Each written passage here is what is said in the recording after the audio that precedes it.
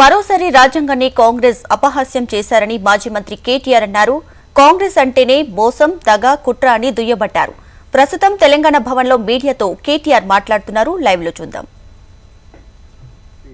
మేమైతే బలంగా అనుకుంటా ఉన్నాం. నిజంగా చెప్పాలంటే మోసం అనే పదం కాంగ్రెస్ పార్టీకి సంబంధించినంత వరకు చాలా చిన్న పదం. దగ, నయవంచన ఈ పదాలు కూడా నిజంగా చెప్పాలంటే సరిపోవు. డిక్షనరీలో కొత్త పదాలు ఎతకాలి వీళ్ళు చేసిన ఈ ద్రోహానికి. అందుకే ఇది ఒక చీకటి అధ్యాయంగా మిగిలిపోతుంది. కపట నాటకాలకు, నోరు తెరిస్తే పచ్చి అబద్ధాలకి. ఇంకొక మాటలో చెప్పాలంటే అబద్ధానికి అంగిలాగు దొడిగితే డైరెక్ట్గా రైతుల ఖాతాల్లో పడ్డ పైసల గురించి మాత్రమే చెప్తున్నా నేను. రైతు బంధు రూపంలో 73,000 కోట్లు, 27,500 కోట్ల రూపాయలు మీకు రుణమాఫీ రూపంలో, ఈ రెండు పథకాలు మాత్రమే 1,00,000 కోట్ల రూపాయలు ఇవాళ రైతుల ఖాతాల్లో వేసిన ఘనత కేసీఆర్ ప్రభుత్వంది.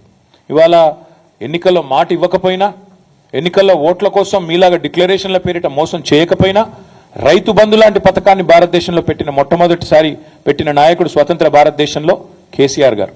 అందుకే కేసీఆర్ గారు రైతు బంధుగానే ఉంటారు, రేవంత్ రెడ్డి రాబందుగానే మిగిలిపోతాడు, రైతుల పాలిట రాబందుగానే మిగిలిపోతాడనే మాట నేను ఖచ్చితంగా చెప్తా ఉన్నాను.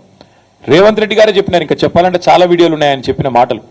డిసెంబర్ 3కు ముందు తీసుకుంటే 5,000, డిసెంబర్ 3 తర్వాత తీసుకుంటే 7,500 రూపాయలు ఇస్తానని చెప్పి ఆనాడు ఎన్నికల కమిషన్కు ఉత్తరం రాసి రైతు బంధు ఆపి సన్నాయి నొక్కులు నొక్కిన వాడు రేవంత్ రెడ్డి. ఆ రోజు 10,000 రూపాయలు కేసీఆర్ గారు 2 పంటలకు ఇస్తుంటే 3 పంటలకు ఇయ్యవా, 3వ పంటకు ఇయ్యవా అని అవహేళన చేసిన వాడు రేవంత్ రెడ్డి. 10,000ను బిచ్చమన్నవాడు, ముష్టి అన్నవాడు రేవంత్ రెడ్డి. మరి ఇవాళ మేము అడుగుతున్నాం, 10,000ను ముష్టి అంటివి, బిచ్చమంటివి, 15,000 ఇస్తానంటివి, ఇవాళ 12,000కు సరిపడి మళ్ళీ అదేదో గొప్ప విషయంలాగా చెప్పుకుంటే సిగ్గనిపిస్తలేదా నీకని అడుగుతా ఉన్నాం. కనీసం మాత్రం చీమగుట్టినట్టన్నా అనిపిస్తలేదా? ఇచ్చిన మాటలు ఈ రకంగా సిగ్గు లేకుండా తప్పుతుంటే కనీసంగా కూడా ఏం అనిపిస్తలేదా అని అడుగుతా ఉన్నాం. ఓడదాటదాకా ఓడమల్లన్న, ఒడ్డుకెక్కినాక బోడమల్లన్న. ఇక అది కాంగ్రెస్ పార్టీ యొక్క వైఖరి మొదటి నుంచి కూడా.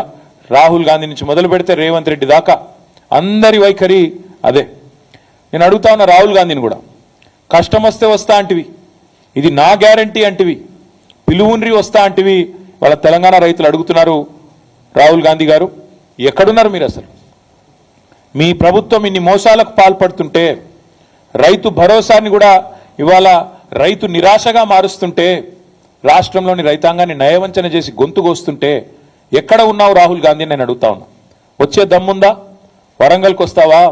ఏదైనా ఒక గ్రామానికి వచ్చి రైతులతో కూర్చుంటావా? మాట్లాడతావా? కనీసం ఎందుకు ఈ రకంగా మోసం చేస్తున్నదో నీ రేవంత్ రెడ్డి ప్రభుత్వం చెప్పే ధైర్యం ఉందా?